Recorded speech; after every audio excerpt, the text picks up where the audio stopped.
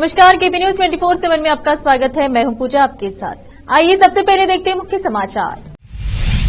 बीदर जिला सविता समाज बीदर की ओर से श्री श्री श्री सविता महर्षि का 6वां जयंत्योत्सव मनाया गया। निकाली गई भव्य रैली। बीदर में बसवेश्वर मूर्ति को माला पहनाने के बाद बसवेश्वर के चित्र के साथ निकाली गई रैली। कर्नाटक के मुख्यमंत्री सिद्धरामैया 18 फरवरी को हावेरी में आशा किरण पहल की करेंगे शुरुआत।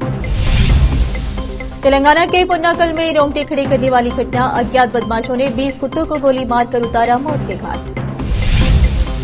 एमपी में भी कांग्रेस को बड़ा झटका, अपने बेटे के साथ कमलनाथ के बीजेपी में शामिल होने की तेज हुई अट।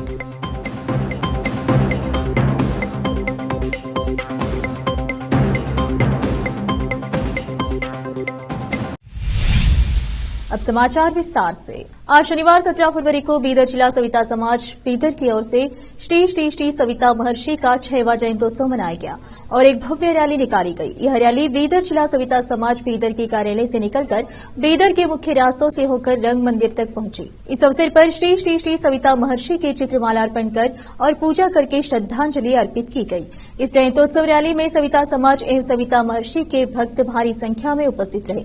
इस अवसर पर आनंद वारिक कर्नाटक राज्य सविता समाज के विभागीय कार्यदर्शी शिवकुमार शाहपुरे, सविता समाज बीदर के कार्याध्यक्ष शांत कुमार मुस्तापुरे, राजकुमार, महेश, अनिल कुमार और अन्य उपस्थित रहे।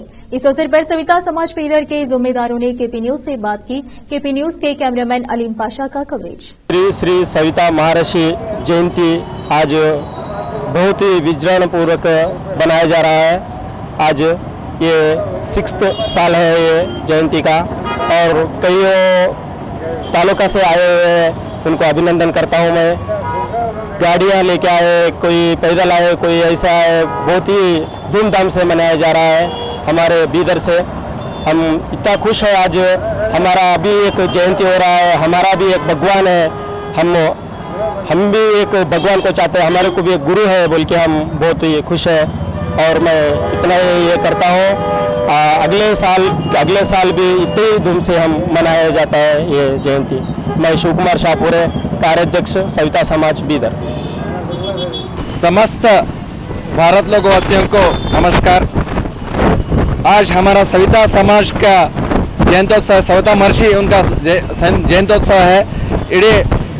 ये हमारा स्टेट में घर घर में, गांव गांव में आज उत्सव है, क्योंकि सरकार से घोषणा के ये 6वां साल है और ये आज का दिन बीदर डिस्ट्रिक्ट के पूरे लोग और आजू बाजू तालुका के लोग, अदर डिस्ट्रिक्ट के लोग आके इधर सविता सरकार द्वारा 12वीं सदी के क्रांतिकारी श्री जगत ज्योति बसवन्ना को कर्नाटक का सांस्कृतिक नायक घोषित किए जाने के मद्देनजर बीदर नगर में बसवेश्वर मूर्ति को माला पहनाने के बाद बसवेश्वर के चित्र के साथ रैली निकाली गई। यह रैली बसवेश्वर चौक से पूज्य चन्न बसवा पट्टा देवरे तक निकाली गई।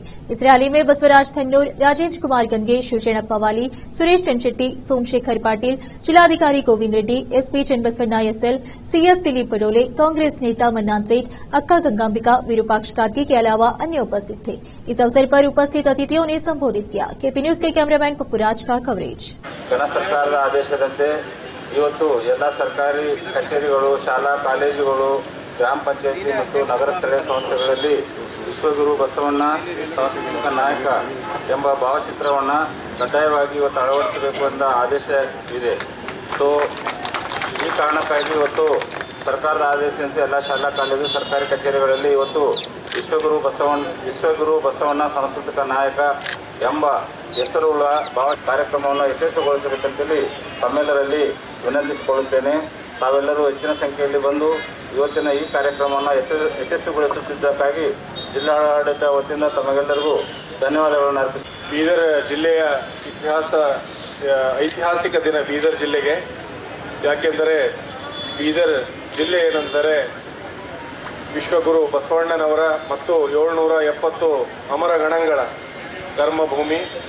ಇಲ್ಲಿ ಏನಂತಂದರೆ ಅವರ ಆದರ್ಶವಾದಂತಹ ಕಲ್ಯಾಣ ರಾಜ್ಯ ಸ್ಥಾಪನೆಗೋಸ್ಕರ 12ನೇ ಶತಮಾನದಲ್ಲಿ ಅವರೆಲ್ಲ ಏನಂದರೆ ಅವಿರತವಾಗಿ ಪ್ರಯತ್ನ ಮಾಡಿ ಬಲಿದಾನ, ತ್ಯಾಗ ಎಲ್ಲವನ್ನೂ ಮಾಡಿದ್ದಾರೆ। ಅದನ್ನು ಇವತ್ತು ನೆನಪಿನಲ್ಲಿ ಇಲ್ಲಿ ಸೇವೆ ಸಲ್ಲಿಸ್ತಾ ಇರುವುದು ಕೂಡ ನಮಗೂ ವೈಯಕ್ತಿಕವಾಗಿ ಅಷ್ಟೇ ಐತಿಹಾಸಿಕ ಅಂತ ನೆನಪಿನಲ್ಲಿ ಉಳಿಯುವಂಥದ್ದು. ಈಗ ವಚನ ಪಠಣ ಮಾಡುವುದರ ಮೂಲಕ ಈ ಕಾರ್ಯಕ್ರಮವನ್ನು ಒಂದು ಚಾಲನೆಯನ್ನು ಬಸವಣ್ಣ ವಿಶ್ವಗುರು ಬಸವಣ್ಣವರನ್ನು ಸಾಂಸ್ಕೃತಿಕ ನಾಯಕ ಅಂತ ಘೋಷಣೆ ಮಾಡಿದೆ. ಇದು ತುಂಬ ಸಂತೋಷ ತಂದಿದೆ ನಮ್ಮ ಜಿಲ್ಲೆಗೆ. ಯಾಕಂದರೆ ಬಸವ ಕಲ್ಯಾಣ ನಮ್ಮ ಬೀದರ್ ಜಿಲ್ಲೆಯಲ್ಲಿದೆ, ಬಸವಣ್ಣವರು ಧರ್ಮಭೂಮಿ ಇದೆ. ಸೊ ಅದಕ್ಕೆ ಒಂದು ಹೆಮ್ಮೆ ನಮಗೆ ಜಿಲ್ಲೆಗೆ, ನಮ್ಮ ಬೀದರ್ ಜಿಲ್ಲೆಗೆ, ನಮ್ಮ ಜಿಲ್ಲಾಡಳಿತಕ್ಕೆ. ಇದರಿಂದ ಎಲ್ಲ ಜನರಿಗೆ, ಸಾರ್ವಜನಿಕರಿಗೆ ಬಂದಿದೆ. ಮತ್ತು ಎಲ್ಲ ಸರ್ಕಾರಿ ಕಚೇರಿಗಳಲ್ಲಿ ಇವತ್ತು ನಾವು ವಿಶ್ವಗುರು ಬಸವಣ್ಣ ಸಾಂಸ್ಕೃತಿಕ ನಾಯಕ ಅಂತ ಈ ಫೋಟೋ ಅನಾವರಣ ಕೂಡ ಹಮ್ಮಿಕೊಂಡಿದ್ದೀವಿ. ಮಾನ್ಯ ಜಿಲ್ಲಾ ಉಸ್ತುವಾರಿ ಸಚಿವರು ಕೂಡ ಇವತ್ತು ವಿಶ್ವವೇ ನನ್ನ ಮನೆ, ಮಾನವ ಕುಲವೇ ನನ್ನ ಕುಟುಂಬ ಅಂತಕ್ಕಂಥ ಧ್ಯೇಯವನ್ನು ಇಟ್ಕೊಂಡು ಬಸವಣ್ಣವರು ಬಂದರು. ಅದಕ್ಕಾಗಿ ಅನೇಕ ವರ್ಷದ ಬೇಡಿಕೆ ಮೇಲೆ ಆದರೂ ಈ ಸರ್ಕಾರ ಸ್ಪಂದಿಸಿತು. ಈ ಕರ್ನಾಟಕ ಈಗ ಸಾಂಸ್ಕೃತಿಕ ನಾಯಕಂದು ಘೋಷಿಸಿದ್ದು ಬಸವಣ್ಣವರಿಗೆ ಮಾತ್ರ ಬಂದಿಲ್ಲ, ಇಡೀ ಕರ್ನಾಟಕ ಸರ್ಕಾರಕ್ಕೆ, ಕರ್ನಾಟಕ ಜನರಿಗೆ, ಮಾನವತೆಗೆ ಇದು ರೀತಿ ಮಹಾರಾಷ್ಟ್ರದಲ್ಲಿ ಶಿವಾಜಿ ಮಹಾರಾಜರನ್ನ ಮಹಾರಾಷ್ಟ್ರದ ಸಾಂಸ್ಕೃತಿಕ ನಾಯಕ ಅಂತ ಕರೀತಾ ಇದ್ರು. ಆ ರೀತಿ ಕರ್ನಾಟಕ ಅಂದರೆ ಕುವೆಂಪು ಅವರು ಒಂದು ಕಡೆ ಹೇಳಿದ್ರು, ಕರ್ನಾಟಕ ಅಂದರೆ ಬಸವಣ್ಣ, ಬಸವಣ್ಣ ಅಂದರೆ ಕರ್ನಾಟಕ. ಹೀಗಾಗಿ ಕರ್ನಾಟಕದ ಸಾಂಸ್ಕೃತಿಕ ನಾಯಕನಾಗಿ ಬಸವಣ್ಣನವರನ್ನ ಸರ್ಕಾರ ಅಧಿಕೃತವಾಗಿ ಘೋಷಣೆ ಮಾಡಬೇಕನ್ನುವಂಥ ಒಂದು ಬೇಡಿಕೆ ಈ ನಾಡಿನ ತುಂಬ ಬಹಳ ವರ್ಷಗಳಿಂದ ಇತ್ತು. ಈ ಬೇಡಿಕೆಯನ್ನು ಆಲಿಸಿ ಈ ಕರ್ನಾಟಕದ ಸರ್ಕಾರದ ಮಾನ್ಯ ಮುಖ್ಯಮಂತ್ರಿಗಳಾಗಿ ಸಾಂಸ್ಕೃತಿಕ ನಾಯಕರಾಗುವಂತಹ ಎಲ್ಲ ತತ್ವಗಳು ಅವರ ಸಿದ್ಧಾಂತದಲ್ಲಿವೆ. ಹೀಗಾಗಿ ಇದಕ್ಕೆ ಮುನ್ನುಡಿ ಹಾರುವಂತಹ ಕರ್ನಾಟಕ ಸರ್ಕಾರ ಅವರಿಗೆ ಎಷ್ಟೇ ನಾವು ಅಭಿನಂದನೆ ಸಲ್ಲಿಸಿದ್ರು ಕಡಿಮೆ ಇದೆ. ಮುಂದೆ ನಮಗೆ ಆಸೆ ಇದೆ, ಈ ರಾಷ್ಟ್ರದ ಸಾಂಸ್ಕೃತಿಕ ನಾಯಕ ಅಂತ ಘೋಷಣೆ ಕೂಡ ಬೇಗನೆ ಬರಬೇಕನ್ನುವಂತ ಒಂದು ಹಿನ್ನೆಲೆ ಒಳಗೆ ಮಾತು ಹೇಳಿ ಮಾತು.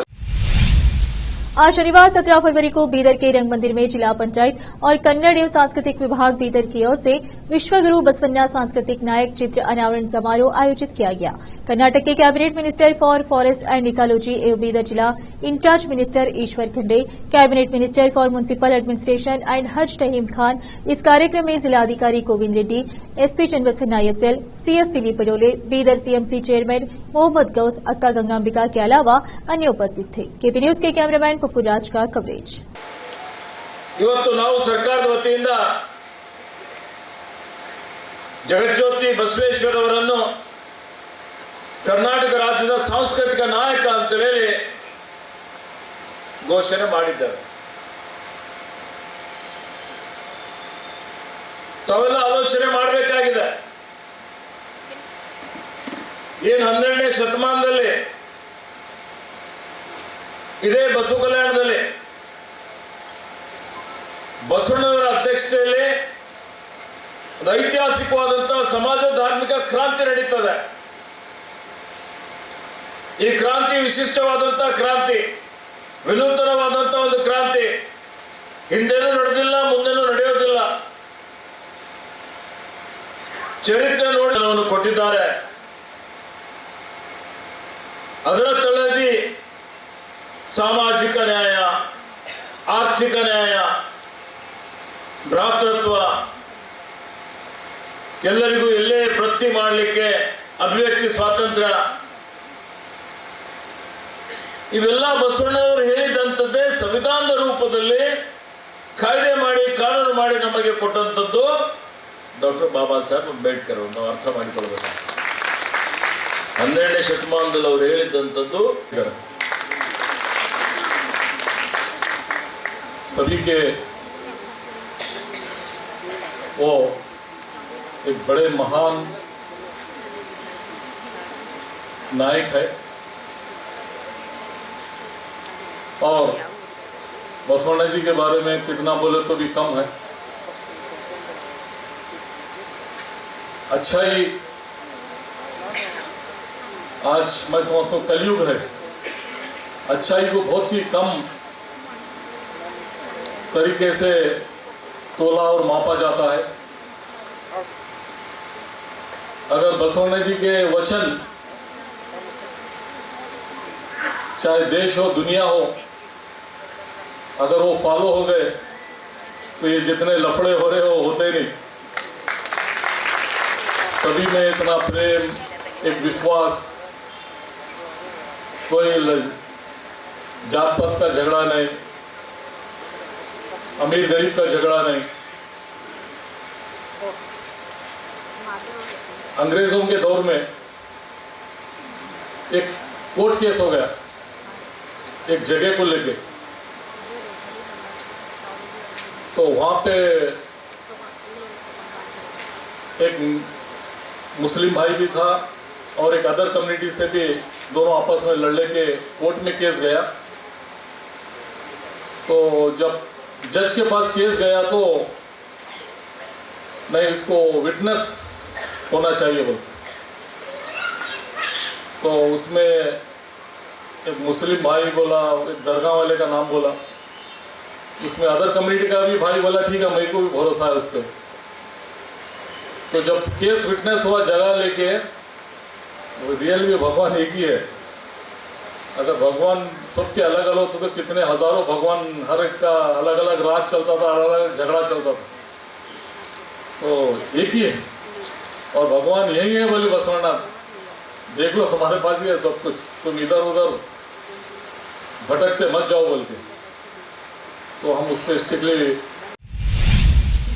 कर्नाटक के स्वास्थ्य और परिवार कल्याण मंत्री और डीके जिले के प्रभारी मंत्री दिनेश गुंडूराव ने घोषणा की कि मुख्यमंत्री सिद्धरामैया 18 फरवरी को हावेरी में आशा किरण पहल आपके द्वार पर नेत्र देखभाल का उद्घाटन करेंगे। मीडिया कर्मियों से बात करते हुए उन्होंने बताया कि आशा किरण के तहत सभी आयु वर्ग के व्यक्तियों के लिए व्यापक नेत्र जांच की जाएगी।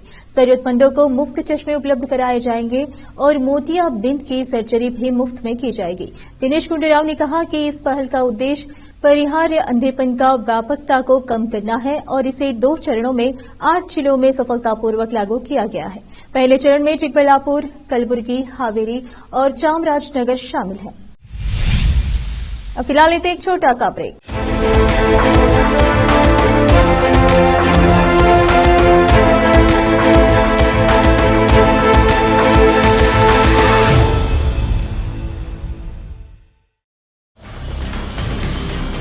हिंदुस्तान के हर कोने में हम हैं मौजूद। 24 घंटे हालात पर गहरी नजर, खबरों से जुड़े चुपते सवालात और आपको दिखाता है धार्मिक, सामाजिक, राजनीतिक, लोकल और इंटरनेशनल न्यूज की सबसे बेहतर कवरेज जो आपको रखती है हर पल बाखबर। देश और दुनिया भर की खबर के लिए देखते रहें केपी न्यूज 24/7। ब्रेक के बाद आपका स्वागत है। आइए देखते हैं समाचार। कर्नाटक के मुख्यमंत्री सिद्धरामैया ने कहा कि उनकी सरकार बेंगलुरु शहर में गतिशीलता संबंधी चुनौतियों से अवगत है। इसके साथ ही आश्वासन दिया कि वह इस मुद्दे से निपटने के लिए परिणामोन्मुखी और बहुआयामी दृष्टिकोण के साथ अथक प्रयास कर रही है। मुख्यमंत्री यहां डेक्कन हेराल्ड बेंगलुरु विजन 2040 समिति के तीसरे संस्करण को संबोधित कर रहे थे। इस दौरान उन्होंने कहा कि कुशल और टिकाऊ परिवहन सिर्फ लक्ष्य नहीं है, बल्कि बेंगलुरु के लोगों के प्रति सरकार की प्रतिबद्धता भी है। उन्होंने कहा कि बेंगलुरु जो विश्व स्तर पर शीर्ष प्रौद्योगिकी केंद्र में से एक है, विकास के मामले में हमारे अत्यधिक ध्यान और प्राथमिकता का हकदार है। यह केवल एक शहर नहीं है, बल्कि यह नवाचार, विविधता और प्रगति का प्रतीक है। सिद्धरामैया ने आगे कहा, कर्नाटक के मुख्यमंत्री के रूप में वह यह सुनिश्चित करने के लिए प्रतिबद्ध है कि बेंगलुरु बुनियादी ढांचे, जीवन की गुणवत्ता और नागरिक सुविधाओं जैसी महत्वपूर्ण पहलुओं पर ध्यान केंद्रित करके वैश्विक ऊंचाइयों को छूता रहे। उन्होंने कहा, हमारे राज्य की अर्थव्यवस्था का दिल बेंगलुरु शहर में है और हमारा दृष्टिकोण विश्व स्तरीय बुनियादी ढांचा प्रदान करके इसे वैश्विक आर्थिक महाशक्ति में बदलना है। तेलंगाना से एक चौंकाने वाली घटना सामने आई है। महबूबनगर जिले के पुन्नाकल में गुरुवार रात कुछ अज्ञात बदमाशों ने 20 आवारा कुत्तों की बेरहमी से गोली मारकर हत्या कर दी। इतना ही नहीं, 5 कुत्ते बुरी तरह जख्मी भी हैं।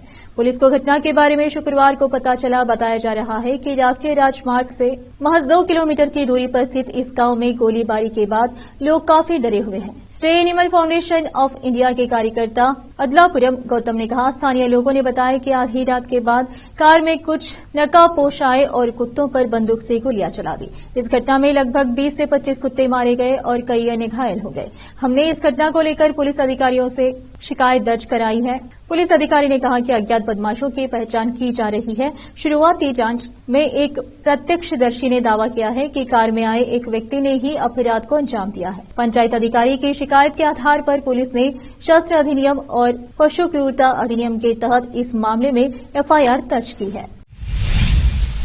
दिल्ली में सराय रोहिल्ला रेलवे स्टेशन के पास शनिवार को एक मालगाड़ी के 10 डिब्बे पटरी से उतर गए। अधिकारियों ने यह जानकारी दी। उन्होंने कहा कि पटरी पर किसी व्यक्ति के हताहत होने की आशंका से इनकार नहीं किया जा सकता। यह घटना शनिवार को सुबह उस समय हुई जब ट्रेन जाखिरा फ्लाईओवर के नीचे से गुजर रही थी। रेलवे पुलिस के एक अधिकारी ने कहा कि घटना में 10 डिब्बे पटरी से उतर गए हैं और बचाव अभियान जारी है। बचाव कार्य के लिए रेलवे पुलिस और दमकल विभाग की टीम घटनास्थल पर पहुंच गई है। अधिकारी ने कहा, मालगाड़ी में लोहे की शीट के रोल लोड किए गए थे। पटरी पर किसी व्यक्ति के हताहत होने की आशंका से इनकार नहीं किया जा सकता है। मध्य प्रदेश के पूर्व मुख्यमंत्री कमलनाथ और उनके बेटे व सांसद नकुल नाथ की भारतीय जनता पार्टी में शामिल होने की अटकलें और तेज हो गई है। ऐसा माना जा रहा है कि कमलनाथ बीजेपी में शामिल होने को लेकर किसी भी वक्त टिप्पणी कर सकते हैं। बता दें कि कमलनाथ और उनके बेटे के बीजेपी में शामिल होने की अटकलों को उस वक्त और हवा मिली जिस समय नकुल नाथ ने अपने सोशल मीडिया हैंडल एक्स से कांग्रेस लिखा हुआ हटा दिया। इसे थोड़ी देर पहले ही कमलनाथ ने अपना छिंदवाड़ा दौरा रद्द कर अचानक अपने बेटे के साथ दिल्ली रवाना हो गए। वहीं उनके इस दौरे को लेकर सूबे में राजनीति तेज हो गई है। बीते कुछ दिनों से मध्य प्रदेश की राजनीति में जिस तरह से बयानबाजी का दौर जारी है, उससे भी ये कयास लगाया जा रहा है कि कमलनाथ अपने बेटे के साथ बीजेपी में शामिल हो सकते हैं। गौरतलब है कि बीजेपी के प्रदेश अध्यक्ष वीडी शर्मा ने कमलनाथ और उनके बेटे नकुलनाथ को लेकर शुक्रवार को बड़ा बयान दिया था। उन्होंने साफ कहा था कि कमलनाथ और नकुलनाथ अगर बीजेपी में शामिल होना चाहते हैं तो उनका स्वागत है। कांग्रेस नेता संदीप दीक्षित ने प्रधानमंत्री नरेंद्र मोदी के बयान पर पलटवार करते हुए कहा, प्रधानमंत्री जो दिन रात केवल जवाहरलाल नेहरू को देखते हैं वह दूसरों को बता रहे हैं। उन्होंने आगे बताया, ऐसा कोई भाषण नहीं है जहां वह जवाहरलाल नेहरू के बारे में नहीं बोलते हैं। अपने 10 साल के काम के बारे में बात करने के बजाय वह कांग्रेस की आलोचना करते रहते हैं। यह पहली सरकार है जिसने अपने श्वेत पत्र में केवल पिछली सरकार की आलोचना की है। अब फिलहाल लेते एक छोटा सा ब्रेक।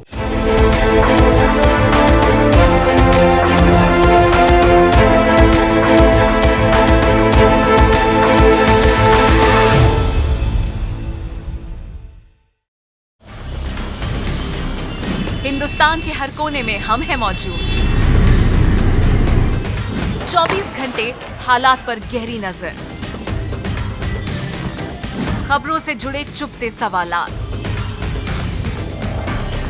और आपको दिखाता है धार्मिक, सामाजिक, राजनीतिक, लोकल और इंटरनेशनल न्यूज की सबसे बेहतर कवरेज जो आपको रखती है हर पल बाखबर। देश और दुनिया भर की खबर के लिए देखते रहें केपी न्यूज 24/7। ब्रेक के बाद आपका स्वागत है। आइए देखते हैं समाचार। 2014 के लोकसभा चुनाव के समय प्रधानमंत्री नरेंद्र मोदी ने काशी में कहा था कि ना मुझे किसी ने भेजा है, ना मैं यहां आया हूं, मुझे तो मां गंगा ने बुलाया है। आज जब राहुल गांधी भारत जोड़ो न्याय यात्रा लेकर वाराणसी पहुंचे तो उन्होंने उसी अंदाज में जवाब दिया, मैं गंगा जी के सामने अहंकार से नहीं आया हूं, सिर झुकाकर आया हूं। शनिवार को वाराणसी के गौदलिया चौराहे पर लोगों को संबोधित करते हुए कांग्रेस नेता ने कहा कि यह देश मोहब्बत का देश है, नफरत का नहीं। भाई भाई में टकराव से देश कमजोर होगा और देश को जोड़ना ही सच्ची देशभक्ति है। उन्होंने कहा कि इस यात्रा में सबको लगना चाहिए कि वह अपने भाई से मिलने आए हैं।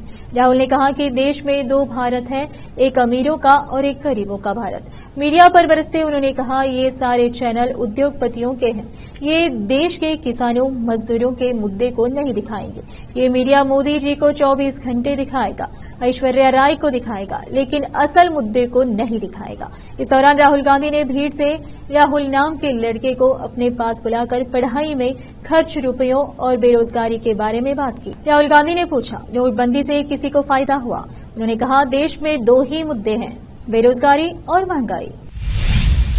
आरबीआई ने पेटीएम पेमेंट्स बैंक को बड़ी राहत देते हुए उनके ऑपरेशंस को बंद करने के लिए ज्यादा समय दे दिया है। राइटर्स के मुताबिक मूल कंपनी पेटीएम को अपने कुछ पॉपुलर प्रोडक्ट्स को चालू रखने और मौजूदा संकट से बचने के लिए एक नए बैंकिंग पार्टनर मिल गया है। भारतीय रिजर्व बैंक आरबीआई ने जनवरी में 97 कम्युनिकेशंस ओसीएल के सहयोगी पेटीएम पेमेंट्स बैंक को आदेश दिया था कि वह 29 फरवरी से अपने खाते या वॉलेट में कोई भी नई जमा राशि न ले। आरबीआई ने शुक्रवार को कहा कि अब इस समय सीमा को 15 मार्च तक बढ़ा दिया है। पेटीएम ने एक प्रेस रिलीज जारी कर कहा, कंपनी पेटीएम ने पहले की तरह बिना बाधा बिजनेस सेटलमेंट जारी रखने के लिए अपने नोडल खाते को एक्सिस बैंक में ट्रांसफर कर दिया है। कंपनी ने कहा कि Paytm QR code, sound box और कार्ड मशीनें 15 मार्च के बाद भी पहले की तरह काम करती रहेंगी। आखिर में फिर एक बार देखते हैं मुख्य समाचार। बीदर जिला सविता समाज बीदर की ओर से श्री श्री श्री सविता महर्षि का 6वां जयंत्योत्सव मनाया गया। निकाली गई भव्य रैली। बीदर में बसवेश्वर मूर्ति को माला पहनाने के बाद बसवेश्वर के चित्र के साथ निकाली गई रैली। कर्नाटक के मुख्यमंत्री सिद्धरामैया 18 फरवरी को हावेरी में आशा किरण पहल की करेंगे शुरुआत। तेलंगाना के पुन्नाकल में रोंगटे खड़े करने वाली घटना, अज्ञात बदमाशों ने 20 कुत्तों को गोली मारकर उतारा मौत के घाट। एमपी में भी कांग्रेस को बड़ा झटका, अपने बेटे के साथ कमलनाथ के बीजेपी में शामिल होने की तेज हुई अट।